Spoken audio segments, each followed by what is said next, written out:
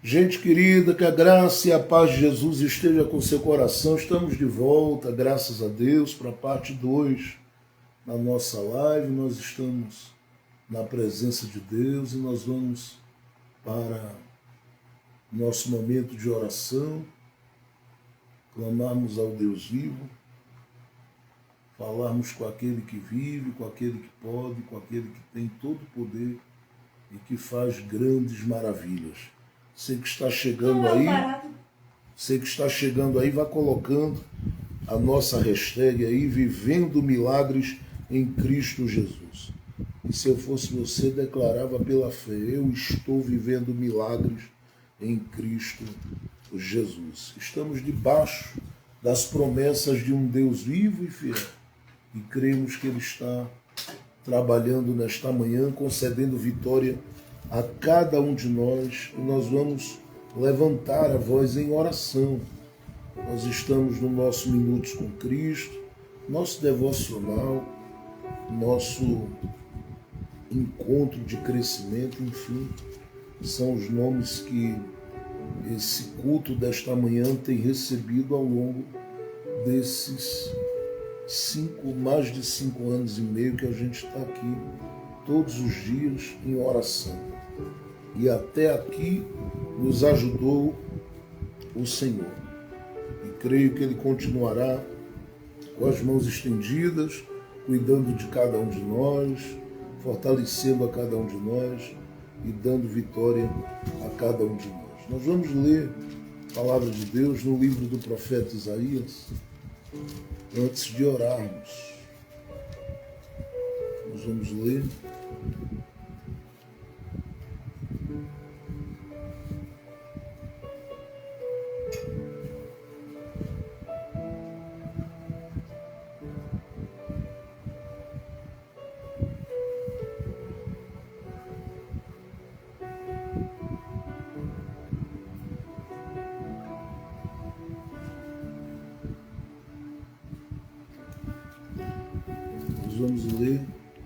a palavra de Deus em Isaías.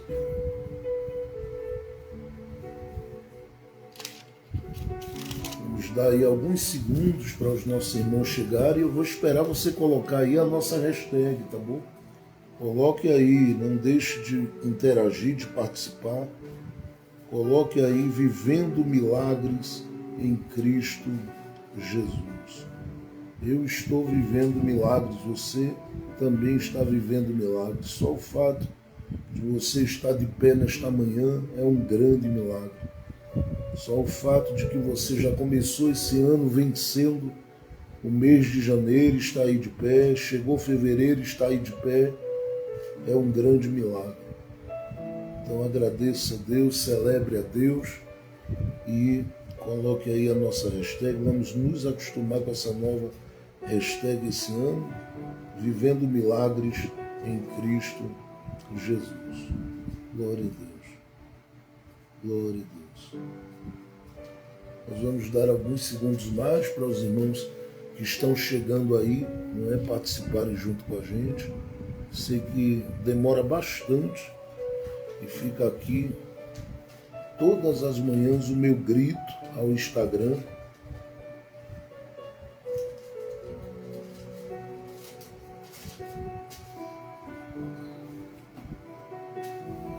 E a gente pode falar aqui porque a gente tem quase 10 mil pessoas nos seguindo. Então, para quem tem quase 10 mil pessoas seguindo aí, eu posso dizer alguma coisa aqui também. Aqui a minha voz em protesto por essa demora terrível para avisar que eu estou ao vivo. Eu sei que ele tem, inclusive, punido a gente aqui, né? Eu sei que o Instagram tem punido a gente aqui por causa das canções que a gente coloca, direitos autorais, e aí as lives não são salvas e só ficam essas que eu volto na segunda parte para poder gravar. Mas fica aqui, tá bom? A reclamação do pastor Jefferson Santos, que demora bastante para avisar que a gente está ao vivo. E às vezes Tanta coisa que é feita de forma tão besta, chega tão rápido.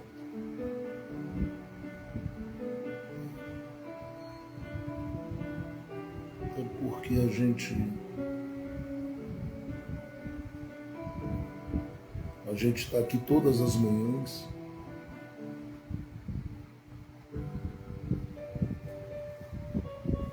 e a nossa audiência não é só a audiência do ministério, né? Ela é a audiência da plataforma também. Então ajuda aí.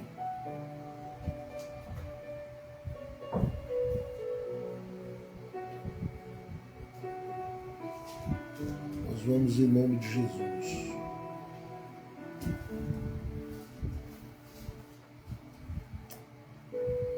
Vamos ler a palavra de Deus nesta manhã. Eu quero ler um texto que está em Isaías, no capítulo 42, que é o capítulo do servo sofredor. É uma profecia messiânica. E a profecia de Isaías, ela apontava ali para a vinda do Messias, para a vinda do Senhor Jesus. Isaías fala algumas coisas sobre o ministério de Jesus, como esse que é o servo de Yahvé, este que é o servo sofredor. E diz a Bíblia que ele vinha com a missão de trazer restauração, manifestar o seu resgate para o povo. E entre tantas palavras que Isaías diz que ele viria para trazer cura e liberdade para a vida do povo.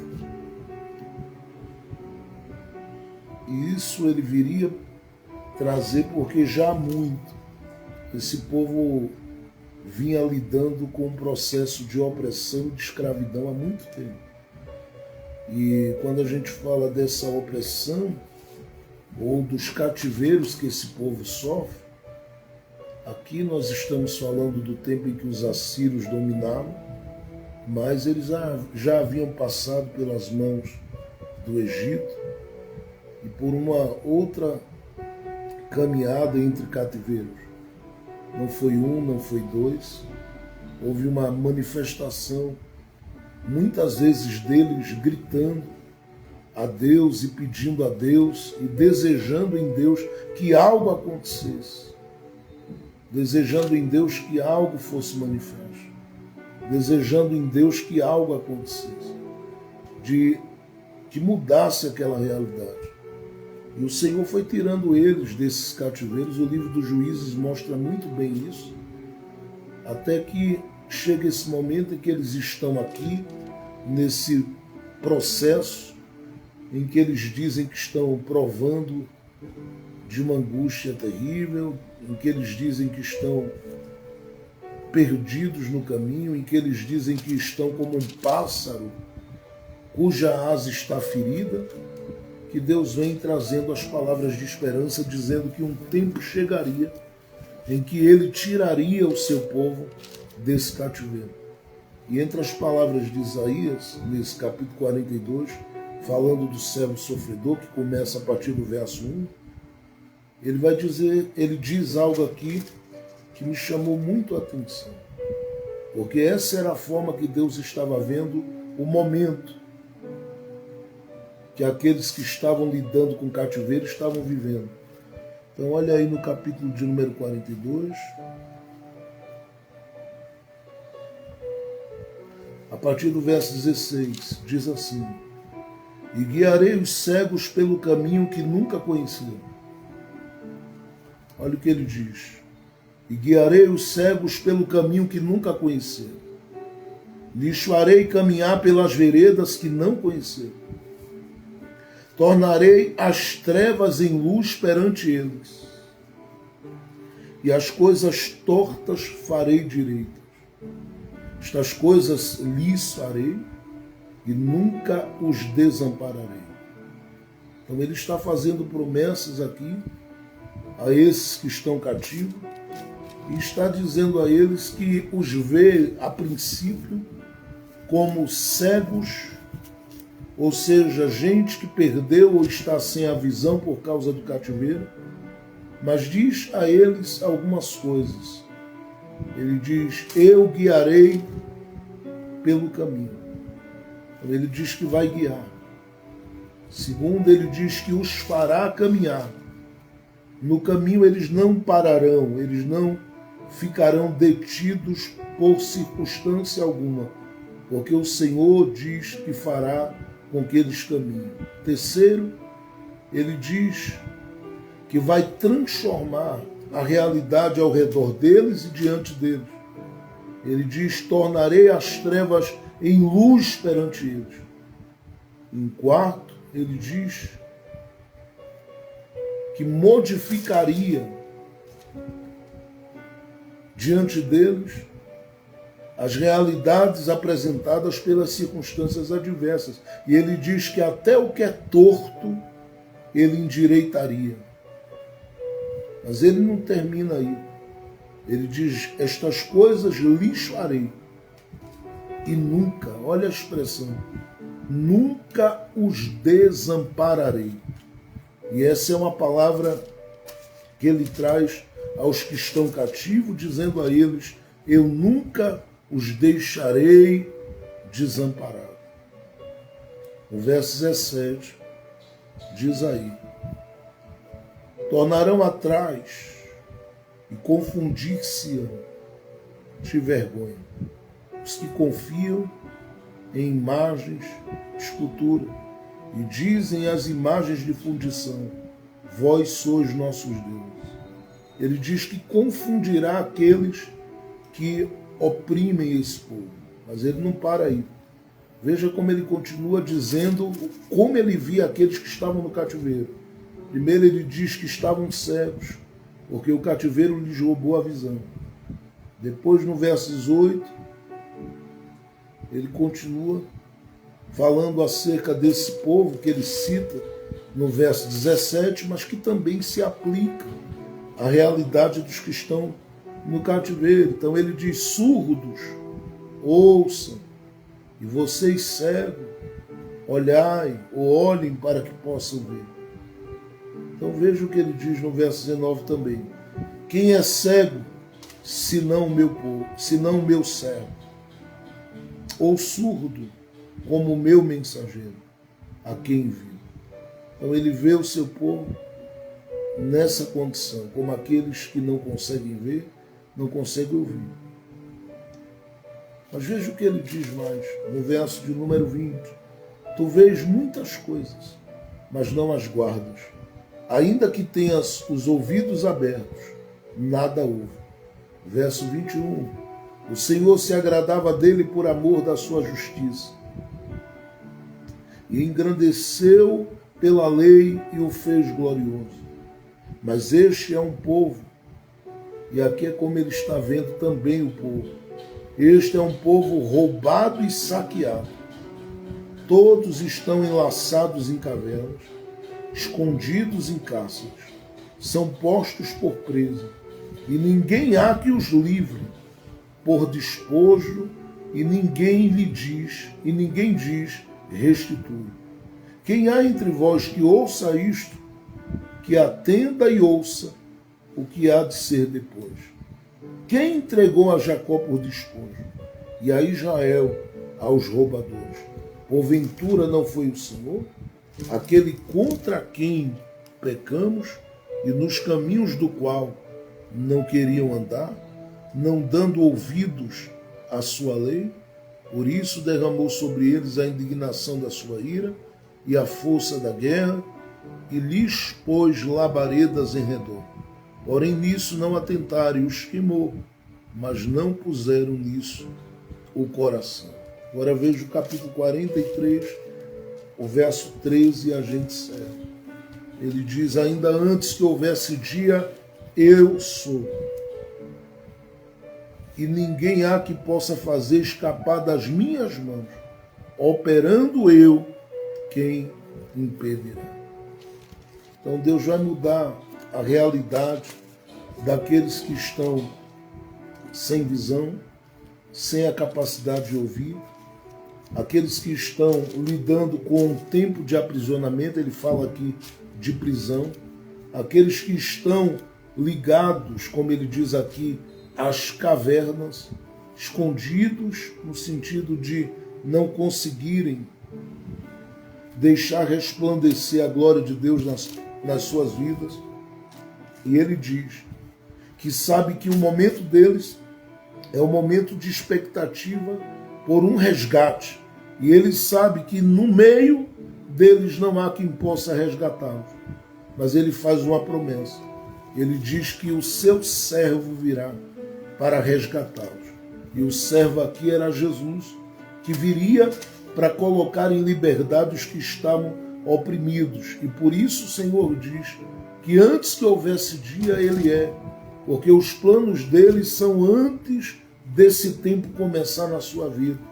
E ele diz mais, que não há quem possa fazer escapar das suas mãos, porque ele teve e tem o controle de toda a situação que você viveu, vive e está vivendo.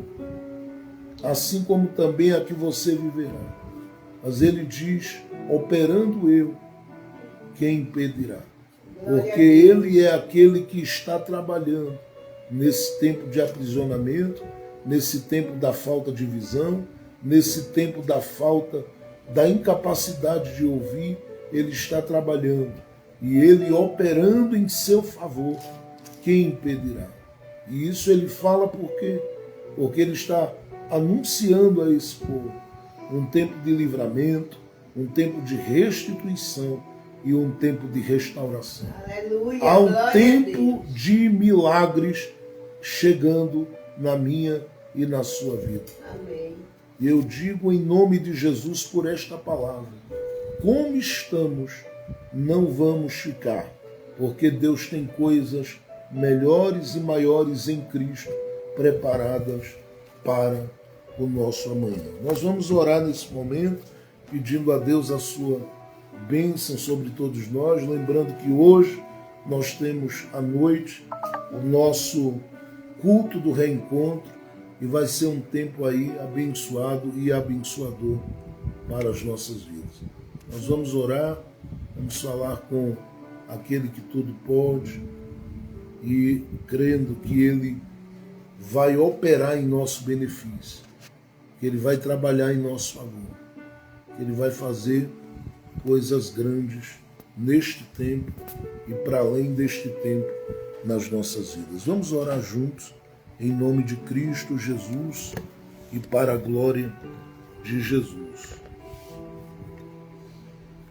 Nós vamos levantar a voz em oração, crendo que operando Deus, quem vai impedir? Se o Senhor determinou abrir a visão, quem vai impedir? Se o Senhor determinou que vai quebrar as correntes, quem vai impedir? Se o Senhor determinou que vai quebrar as algemas, quem vai impedir? Se o Senhor determinou que vai restituir, quem vai impedir? Se o Senhor determinou que vai restaurar, quem vai impedir? Se o Senhor determinou que vai chegar com vida, com vitória, quem impedirá? Ele é Deus sobre tudo, todos e sobre todas as coisas.